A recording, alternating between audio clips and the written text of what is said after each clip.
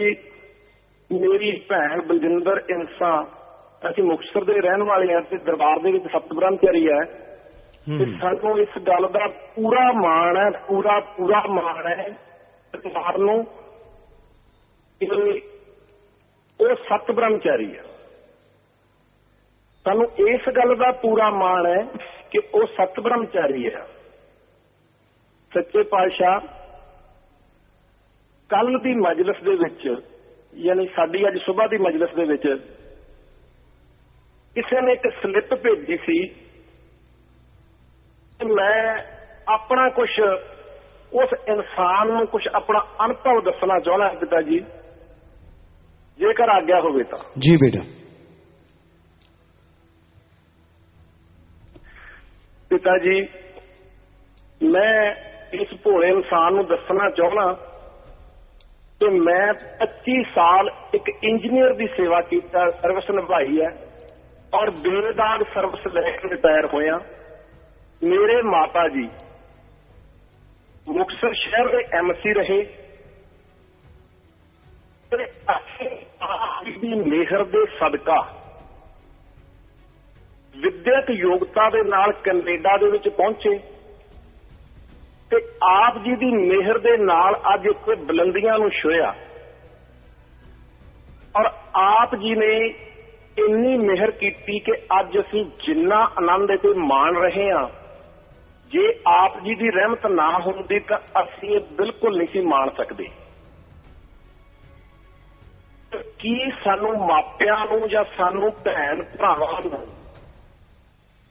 ਇਹ ਲੋਕ ਮੱਤਾਂ ਦੇ ਕੇ ਸਾਨੂੰ ਦੱਸਣਗੇ ਕਿ ਇਹ ਧੀਆਂ ਭੈਣਾਂ ਆਜ਼ਾਦ ਹਨ ਜਾਂ ਨਹੀਂ? ਇਹ ਤਾਂ ਪਤਾ ਨਹੀਂ, ਪੁੱਛਣ ਵਾਲਾ ਦੋ ਦਿਮਾਗ ਫਿਰ ਨਹੀਂ।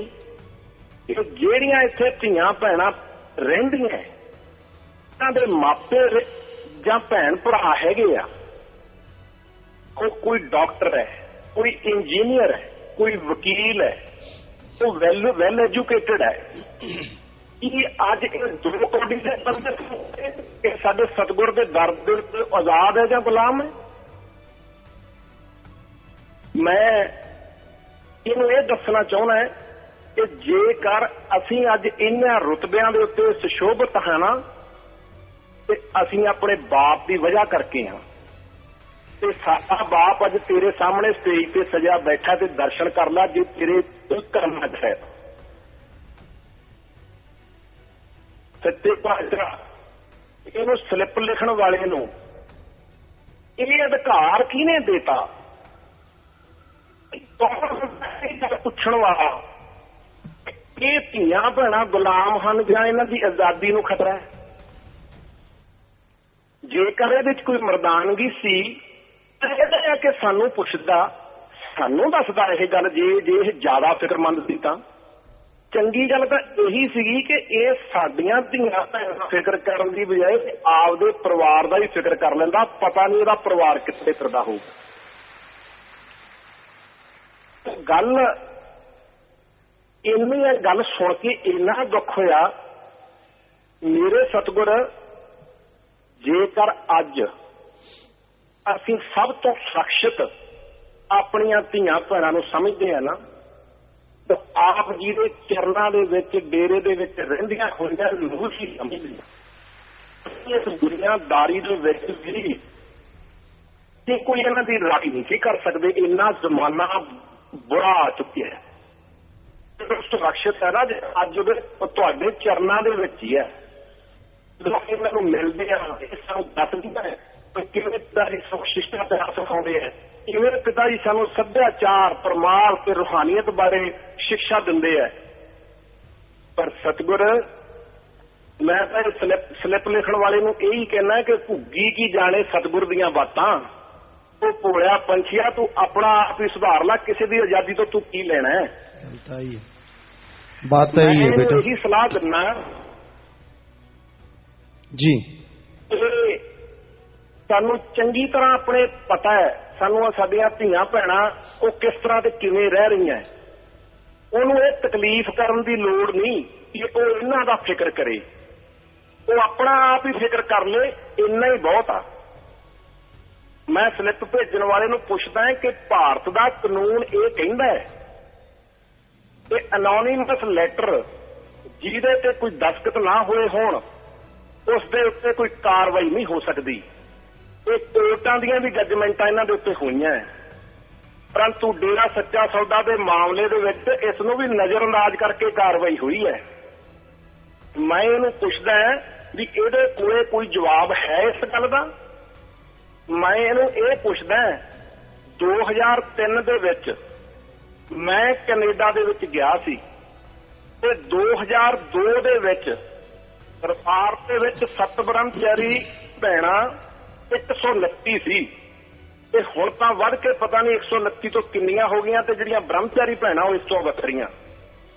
जदों ये 129 दियां 129 अदालतां दे विच सरकारे दरबारे ये कह रही सी कि असीं अपनी बड़ी अच्छी जिंदगी गुजार रही हैं, क्यों तुसीं साडी इज्जत नाल खिलवाड़ करदे हो, क्यों साडी मिट्टी पटदे हो। सरकारां दरबारे सरकारी दरबारे गल्लां कहीआं सी तां उदों इस इंसान कित्थे सी, ये उदों क्यों ना बौड़िया, उदों क्यों ना हादा नारा मारिया इन्हां सरकारां दे मूहरे, क्यों ना इन्हां लोकां ने अपनी आवाज़ उठाई कि क्यों तुसीं इन्हां बच्चियां नूं, ये जिहड़ियां बच्चियां सुख दी जिंदगी लै रही हैं, नज़ारे लै रही हैं, अपनी रूहानीयत दे विच गुलतान है, रूहानीयत दा बड़ा रंग चढ़िया इन्हां दे उत्ते, इन्हां देवियां नूं विचारियां नूं तुसीं क्यों, देवी दा लफ्ज़ भी वैसे छोटा है, मतलब इन्हां दे उत्ते तुसीं क्यों चिक्कड़ छाल रहे हो। ये लोकां नूं ये लोक उदों कित्थे गए सी, उदों इन्हां ने क्यों नहीं इन्हां गल्लां दा मतलब उदों इन्हां नूं क्यों नहीं ये गल दा फिक्र होया।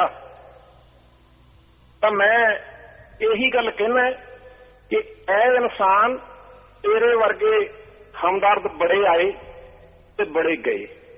तूं इस आज़ादी नूं छड्ड, सानू सारा पता, मापिਆਂ ਨੂੰ ਅਸੀਂ ਇਹਨਾਂ ਦੇ ਭੈਣ ਭਾਈ ਆ ਤੇ ਅਸੀਂ ਇਹਨਾਂ ਦੇ ਮਾਪੇ ਆ, ਸਾਨੂੰ ਸਾਰਾ ਪਤਾ ਹੈ ਕਿ ਤੂੰ ਕਿਹੜੀ ਆਜ਼ਾਦੀ ਦੀ ਗੱਲ ਕਰਦਾ ਹੈ ਤੇ ਤੇਰੀ ਇਹ ਗੱਲ ਕਹਿਣ ਦੇ ਪਿੱਛੇ ਰਾਜ ਕੀ ਛੁਪਿਆ ਹੋਇਆ ਹੈ। ਐ ਸਲਿੱਪ ਭੇਜਣ ਵਾਲੇ ਇਨਸਾਨ, ਜੇਕਰ ਅਸੀਂ ਆਪਣੀ ਜ਼ਿੰਦਗੀ ਵਿੱਚ ਤਰੱਕੀ ਕੀਤੀ ਹੈ ਤਾਂ ਸਿਰਫ ਮੇਰੇ ਮੁਰਸ਼ਿਦ ਦੀ ਮਿਹਰ ਤੇ ਇਹਨਾਂ 7 ਬ੍ਰਹਮਚਾਰੀ ਭੈਣਾਂ ਦੀ ਸੇਵਾ ਕਰਕੇ ਹੀ ਕੀਤੀ ਹੈ। जद कदे भी इन्हां नाल गल हुंदी है तां ये दरबार दीयां गल्लां सुना सुना के साडी दुनियादारी दी टेंशन दूर कर दिंदियां, सानू हमेशा परमार्थ ते पिता जी दे चरण नाल जुड़न दा संदेश दिंदियां। फिर तू क्यों खामखा बन के इन्ना फिक्रमंद होया पिया है, जद रहण वाले ते मापे तां फिक्रमंद नहीं, फिर तू क्यों अपनी जमीर किसी दे कोले गहने पा के सानू मत्तां दिंदा है। ਤੁਹਾਡੇ ਵਰਗੇ ਬੜੇ ਆਏ ਤੇ ਬੜੇ ਗਏ, ਜਿਹੜੇ ਕਦੇ ਮਿੱਠੇ ਪਿਆਰੇ ਹੋ ਕੇ ਪਹਿਲਾਂ ਇਹਨਾਂ ਨਾਲ ਸੇਵਾ ਦੀਆਂ ਗੱਲਾਂ ਕਰਦੇ ਤੇ ਬਾਅਦ ਦੇ ਵਿੱਚ ਆਪਣਾ ਨਾਮ ਛਪਾ ਕੇ ਪਰਦੇ ਦੇ ਪਿੱਛੇ ਰਹਿ ਕੇ ਅਲੂਲ ਜਲੂਲ ਗੱਲਾਂ ਕਰਦੇ ਆ। ਤੇਰੇ ਵਰਗੇ ਜ਼ਮੀਰ ਤੋਂ ਗਿਰੇ ਇਨਸਾਨ ਦੇ ਮਗਰ ਲੱਗਣਾ ਤਾਂ ਦੂਰ ਦੀ ਗੱਲ, ਤੇਰੀ ਕੋਈ ਗੱਲ ਸੁਣਨ ਨੂੰ ਵੀ ਤਿਆਰ ਨਹੀਂ। ਸ਼ਾਇਦ ਤੂੰ ਵੀ ਉਹਨਾਂ ਇਨਸਾਨਾਂ ਵਿੱਚੋਂ ਹੈ ਜਿਸ ਨੇ ਜਿਸ ਥਾਲੀ ਵਿੱਚ ਖਾਧਾ ਉਸੇ ਵਿੱਚ ਸ਼ੇਕ ਕੀਤਾ। ਸਾਡਾ ਮੁਰਸ਼ਿਦ, ਸਾਡਾ ਬਾਪ, ਸਾਡਾ ਮੁਰਸ਼ਿਦ ਵੀ ਹੈ ਤੇ ਸਾਡਾ ਦੁਨਿਆਵੀ ਬਾਪ ਵੀ ਹੈ। ਐ ਭਲੇ ਪੁਰਸ਼, ਮੈਂ ਕਿਵੇਂ ਭੁੱਲ ਜਾ ਮੇਰੇ ਬਾਪ ਦੀ ਇੰਡੀਆ ਦੇ ਵਿੱਚ ਜਦੋਂ ਡੈਥ ਹੋਈ ਸੀ ਤਾਂ ਮੈਨੂੰ 4 ਚਫੇਰੇ ਹਨੇਰਾ ਹੀ ਹਨੇਰਾ ਲੱਗਣ ਲੱਗ ਪਿਆ ਸੀ। ਮੈਂ ਕਦੇ ਜ਼ਿੰਦਗੀ 'ਚ ਇਹ ਸੋਚਿਆ ਨਹੀਂ ਸੀ ਕਿ ਮੇਰਾ ਬਾਪ ਮੇਰੇ ਕੋਲੋਂ ਐਡੀ ਜਲਦੀ ਚਲਾ ਜਾਵੇਗਾ, ਪਰ ਸਾਡੇ ਇਸ ਬਾਪ ਨੇ ਜਦ ਮੈਂ ਇੰਡੀਆ ਆਇਆ ਤਾਂ ਇੰਨਾ ਹੀ ਕਿਹਾ ਕਿ ਬੇਟਾ ਫਿਕਰ ਕਿਉਂ ਕਰਦਾ ਹੈ, ਅਸੀਂ ਜੋ ਬੈਠੇ ਹਾਂ। ਉਸ ਦਿਨ ਤੋਂ ਬਾਅਦ ਅੱਜ ਤੱਕ ਸਾਨੂੰ ਸਾਡੇ ਬਾਪ ਦੀ ਯਾਦ ਨਹੀਂ ਆਈ। ਅੱਜ ਵੀ ਸਾਡਾ ਇਹ ਬਾਪ ਸਾਡੇ ਬੱਚਿਆਂ ਨੂੰ ਉਹਨਾਂ ਦੇ ਦਾਦਾ ਜੀ ਵਾਲਾ ਪਿਆਰ ਦੇ ਰਿਹਾ ਹੈ। शायद दुनियादारी दियां जिम्मेवारियां ਜਿਹੜੀਆਂ ਸਾਡੇ ਦੁਨਿਆਵੀ ਬਾਪ ਨੇ ਨਿਭਾਉਣੀਆਂ ਸੀ ਉਹਨਾਂ ਨੂੰ ਉਵੇਂ ਹੀ ਨਹੀਂ, ਬਿਲਕੁਲ ਉਸ ਤੋਂ ਵੀ ਵੱਧ ਕੇ ਨਿਭਾ ਰਿਹਾ। ਫਿਰ ਤੇਰੇ ਵਰਗੇ ਪੁੱਤਰ ਬੋਝ ਨੂੰ ਸਾਡੀਆਂ ਭੈਣਾਂ ਦੀ ਆਜ਼ਾਦੀ ਦਾ ਫਿਕਰ ਕਰਨ ਦੀ ਕੋਈ ਲੋੜ ਨਹੀਂ।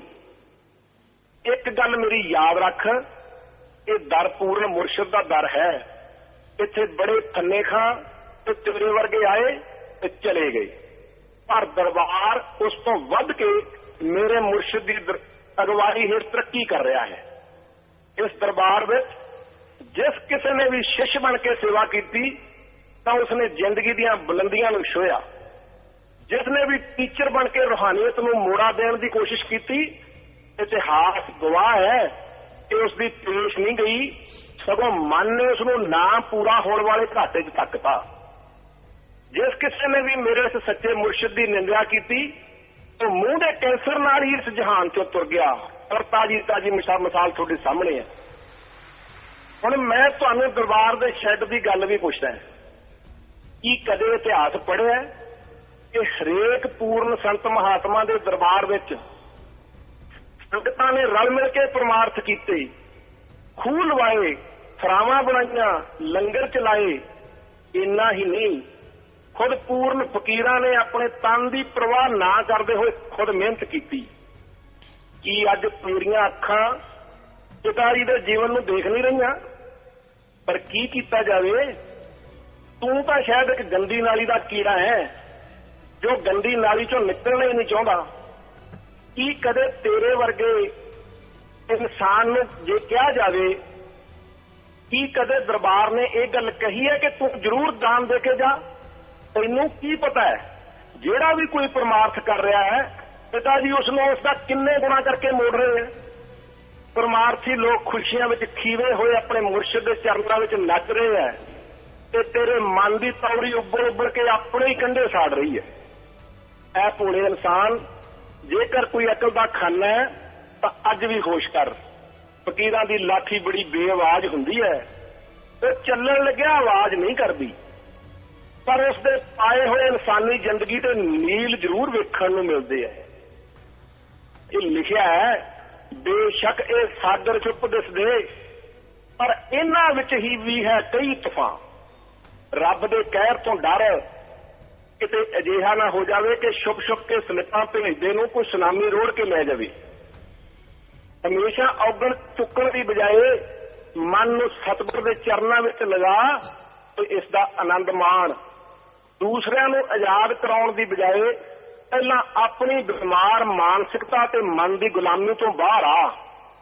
अखीर विच सच्चे पातशाह आप जी दे चरनां विच यही बेनती है कि सब नूं समत दिओ, सानू भी दिओ, हर भटकण वाले नूं दिओ, ताकि वो तुहाडी हस्ती नूं पछाण सके।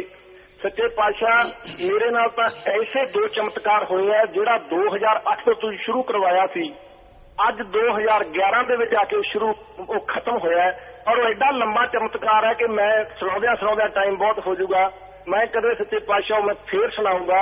मैं सिर्फ अज इन्ना की कहना चाहुंदा है कि परसों चौथे तेरे मेरी सेहत दे विच थोड़ा जिहा बिगाड़ आया तो मैनूं साह जा चढ़िया। मैं आप जी नूं याद किया, मैं सैर करन गया, मेरा फ्रेंड नाल सी, मैं तुरिया जाना गया तो मैं बैठ गया। ते आप जी दे जिहड़े 47 नियम है ना, मैं उन्हां चों मतलब कुछ गल्लां मैं पढ़नियां शुरू कीतियां।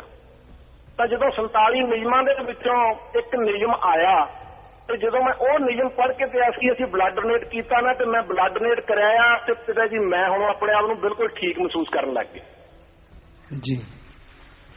पिता जी आप जी तो साडियां जिंदगियां, साडे जीवन, साडा सारा कुछ ही तुसीं हो। असीं तुहाडा तां देण ही नहीं दे सकदे, पर असीं इन्हां दी जिंदगियां ते भी लोकां दी सानूं तरस आउंदा है कि दाता तेरी हस्ती नूं समझण ते तेरे चरनां नाल इह भी जुड़न दा उपराला करन, मन दी गुलामी चों इह बाहर आउण, किसी होर नूं आजाद कराउण दीयां गल्लां छड्डो, पहिलां आप तां आजाद हो जाण। इन्ने शब्द कहंदा होया दाता खिमा दा जाचकां, कोई गलती होवे तां माफ करना, दान दान सतगुरु तेरा ही आसरा। जी बेटा, हमेशा हम तो यही कहते हैं सबको कि भाई आप के मन में कोई डाउट ना रहे, इसलिए आप हमसे बात पूछ लीजिए। कोई इंसान बेटा कैसी भी बात पूछता है, ये उसकी मानसिकता है। अब ये तो राम जानता है, क्या पता उन पे कितनी रहमत हुई हो, क्या पता उसको कितनी बार मालिक ने जिंदगी भी बख्शी हो, क्या पता किन किन बीमारियों से ऐसे लोगों को बचाया हो, उनके परिवारों को बचाया हो, कुछ कहा नहीं जा सकता। इसलिए हम तो बस मालिक से दुआ करते हैं, कभी बद्दुआ तो दे ही नहीं सकते कि सवाल जो मर्जी पूछें और उनके लिए बस दुआ करते हैं कि आप वो सवाल पूछिए जो आपके अपने लाइफ से रिलेटेड है, क्योंकि यहाँ पे एक खुली किताब है। जो नियम है तो वो नियम है, जिम्मेदारों ने जो नियम बनाए हैं और सारे जिम्मेदार यहाँ पे रहते हैं और वो जो नियमों का पालन करते हैं, किसी को कोई तकलीफ नहीं होती, जिसको होती है तो वो अपना माँ बाप के साथ चले जाते हैं, किसी को कोई रोक टोक तो होती नहीं। इसमें हेंकड़ीबाजी या कुछ ऐसा करने की तो कोई जरूरत होती नहीं किसी को। दूसरी बात ये है कि जो आपने कहा कि जो ब्रह्मचारी सत ब्रह्मचारी हैं, ये पहले 129 से आज तक तो यहाँ हजारों में होते, हमने रोक रखा है भाई कि नहीं भाई अभी इतना जगह ही नहीं है रहने की, अभी इतनी सेवा नहीं बढ़ी है कि इनको और बढ़ाया जाए, क्योंकि लड़के लड़कियां बहुत आते हैं जो सतब्रह्मचारी बनना चाहते हैं, होल लाइफ ह्यूमन सर्विस के लिए लगाना चाहते हैं, मालिक के लिए लगाना चाहते हैं। और वाकई ये भी सच है कि जो सतब्रह्मचारी वचनों पे रहता हुआ जीवन यापन यहाँ कर रहा है, जो आपने बोला है कि आपको इतनी खुशियां मिल रही हैं इनकी वजह से, इसमें कोई दो राय नहीं। आपको क्या पता कि आपकी जो कुलें गुजर गई हैं उनको भी कितनी खुशियां मिल रही हैं और आने वाले को कितनी मिलने वाली हैं, अगर ये ओढ़ निभा जाते हैं। और कहने सुनने से परे है, पर क्या किया जाए, हमारा काम तो सबके लिए दुआ करना है, सबके लिए प्रार्थना करना कि मालिक सबको सद्बुद्धि दे, नेक अकल दे। हम बद्दुआ कभी ना किसी को दी है और ना कभी दे सकते हैं, क्योंकि हमारा काम तो सत्संग करना है और हम सत्संग करने से बाज नहीं आते। आज भी कहेंगे कि जिनकी शादी नहीं हुई होती उनकी लारें जरूर टपकती हैं जब शादी वाले दिखते हैं, और जिनकी शादी हुई होती है उनको होता है यार बतकवारी ना थी यही पछताओ। संत कभी अपनी बात कहने से ना रुके हैं, ना रुकेंगे और ना रुक सकते हैं, जो मर्जी जोर लगा लो। हमारा काम है, कहेंगे, कोई स्लिपों के डरावे से थोड़ी ना रुकने वाले हैं। अब लारें नहीं टपकती हो तो गला कटाते, झूठ बोलते हो तो हम देखते हैं जो चीज सामने हो रही है उससे कैसे मुकर जाएं, कैसे ना बोले वो चीज। तो उसका मतलब ये थोड़ा ही है कि आप उसको गलत ले लो। अगर आपकी टपक रही है तो फिर आप शादी करवा लो, इसमें तो कोई दो राय है ही नहीं। तो हम क्या कहें, ये गुंजलदार बुझारत है, वो कहता गल इत्थी है तो इत्थी रहने दे, बस इतना ही बहुत है, क्योंकि ज्यादा लंबी चौड़ी हिलाने से गड़बड़ है। हमारा तो सबके लिए बेटा दुआ के लिए हाथ उठता है, कभी बद्दुआ दे ही नहीं सकते, जन्म से नहीं सोचा बद्दुआ देना, और अब स्टेज पे आके बद्दुआ असंभव हो ही नहीं सकता। अगर किसी को कुछ कहते भी हैं तो उसमें भी दुआ छुपी होती है। वो अंधा ना देख सके ये बात अलग है, उसको नजर ना आए, क्योंकि मन में जो अंधे हैं जिनको दृढ़ विश्वास नहीं है, कोई सुमन लगातार 2 घंटे सुबह शाम नहीं करते, तो उसको हो सकता है वो चीज नजर ना दिखे, लेकिन का खोले लख। फकीर अगर किसी को कुछ कह भी दे, पता नहीं उसके बदले उसको क्या कुछ बख्श दे, ये उसकी मर्जी होती है, मालिक रहमत करते हैं। कैसा भी कोई मानसिकता वाला है, यहाँ सभी तरह के लोग आते हैं और हम सभी को ही कहते हैं कि आप सवाल पूछिए, और पूछ लिया, हमने उसका जवाब दे दिया, दैट्स ऑल। सबको आशीर्वाद, मालिक सद्बुद्धि बख्शे, नेक अकल बख्शे। और ये जरूर सच है कि इस कलयुग में सत ब्रह्मचारी ब्रह्मचारी बन के ओढ़ निभा देना, बचनों पे रहते हुए अमल करते रहना, उस जैसी जिंदगी दोनों जहान में किसी की हो नहीं सकती, और उस जैसी मां दोनों जहान में कोई हो नहीं सकती जिसकी औलाद इस कलयुग में ब्रह्मचारी सतब्रह्मचारी बन के ओढ़ निभा जाती है। ये 100% सच था, है, कैसा भी जमाना आए रहेगा, ये हकीकत। कई बार होता है ऐसा, संगत को होता है, पिताजी ने कुछ कई 1-2 बार ऐसा हुआ सत्संग में कि हमने शायद सतब्रह्मचारी भाई बहनों को कुछ यहां से बोल दिया, तो साथ संगत उस बात को ना पकड़ा करो। आप अपने बेटियों को, बच्चों को अपने घर में कहते हैं, तो क्या ये लोग आपके बच्चों को कुछ कहते हैं आपको कुछ? तो माँ बाप हैं हम, इनके भाई बहन हैं, तो कुछ भी कह देते हैं, तो उसको आप ये नहीं लेना होता कि आप अन्यथा ले लो या इनको देख के हंसो, हाँ ये वाले है वो वाले, आपको क्या मतलब, राम जाने उसका काम जाने। हमारे बेटे बेटियां हैं, जैसे दुनियावी तौर पे भी और रूहानी तौर पे भी, तो हमारा फर्ज है जो शरण चल के आता है उसको सही करके रखना। लोहा तो लोहार के पास बहुत तरह का आता है, पर लोहार चाहता है कि वो लोहा सही बन के काम करे और उसका मूल्य बढ़ जाए। पत्थर कांच तो बहुत तरह के आते हैं, जौहरी जानता है कैसे किसको कैसे तराशना, किस एंगल से, किस कोण से उसके वो कोण बनाने हैं, कैसे उसके अंदर की मैल बाहर की मैल साफ करके उसे कोहिनूर बना देना है। तो वो उसके लिए उसको कितनी तरह से गुजारता है, कितनी तरह से उसके कोण बनाता है। ऐसे गुरु पीर फकीर होता है, वो हर शरण में आए के लिए दुआ करता है, भले बात कहता है, अगर कभी किसी को गुस्से में सत्संग में कोई बात कहता है तो उसमें उसका 100% भला होता है, 1% भी नुकसान ना था, ना है, ना कभी फ्यूचर में होने वाला है।